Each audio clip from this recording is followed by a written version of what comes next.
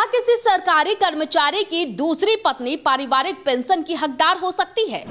और वो भी तब जब शादी पहली पत्नी के जीवित रहते हुई हो? जी हां, पटना हाई कोर्ट ने एक ऐसा ऐतिहासिक और बड़ा फैसला सुनाया है जो देश भर में समान नागरिक संहिता यानी कि यूसीसी की चल रही बहस के बीच एक नया मोड़ ले आया है। कोर्ट ने साफ कह दिया है कि जब तक देश में यूसीसी या बहु विवाह पर रोक लगाने वाला कोई कानून नहीं है, तब तक किसी मुस्लिम विधवा को दूसरी शादी के आधार पर पेंशन देने से मना नहीं किया जा सकता। राज्य सरकार को बड़ा झटका देने वाले इस फैसले के पीछे का पूरा मामला क्या है और कैसे एक विधवा की कानूनी लड़ाई ने इस बड़े फैसले की नींव रखी, इस रिपोर्ट में हम आपको विस्तार से बताएंगे। नमस्कार, मैं हूं आपके साथ प्रीति और आप देख रही हैं सच टॉक्स। पटना हाई कोर्ट ने अपने एक बेहद महत्वपूर्ण और नजीर पेश करने वाले निर्णय में स्पष्ट किया है कि जब तक देश में समान नागरिक संहिता लागू नहीं होती या ऐसा कोई कानून नहीं बनता जो मुसलमानों में बहु विवाह पर रोक लगाता हो, तब तक मुस्लिम पर्सनल लॉ के तहत हुई दूसरी शादी के आधार पर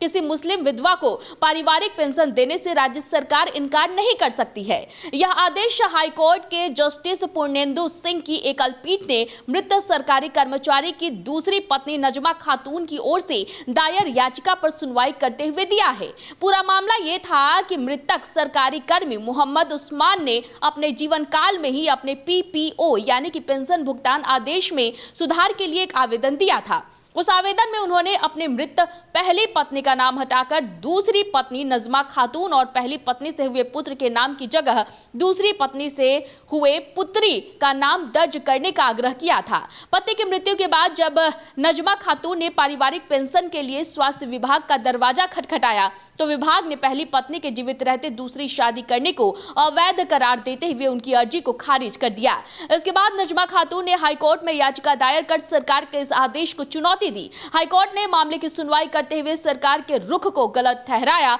और कहा कि जब तक विधायिका के द्वारा इसमें बदलाव नहीं किया जाता तब तक मुसलमानों के वैवाहिक अधिकार और दायित्व मुहम्मदन पर्सनल लॉ से ही गाइड होंगे। कोर्ट ने स्पष्ट किया है कि किसी मुस्लिम पुरुष की शादी की वैधता की जांच उसी पर्सनल लॉ के तहत होगी जो उस पर लागू होता है, बशर्ते सरकारी सेवा शर्तों में इसके लिए कोई स्पष्ट वैधानिक रोक न हो। पटना हाईकोर्ट के इस फैसले ने साफ कर दिया है कि जब तक देश में पर्सनल लॉ के नियम लागू हैं, तब तक उनके तहत मिलने वाले अधिकारों को प्रशासनिक आदेशों के जरिए छीना नहीं जा सकता। यह फैसला उन तमाम मुस्लिम महिलाओं के लिए एक बड़ी नजीर बनेगा जो लंबे समय से अपने अधिकारों की जंग लड़ रही हैं। इस पूरे कानूनी फैसले और यूसीसी से जुड़े इस पहलू पर आपकी क्या राय है, हमें कमेंट सेक्शन में जरूर बताएं और देखते रहें सच टॉक्स।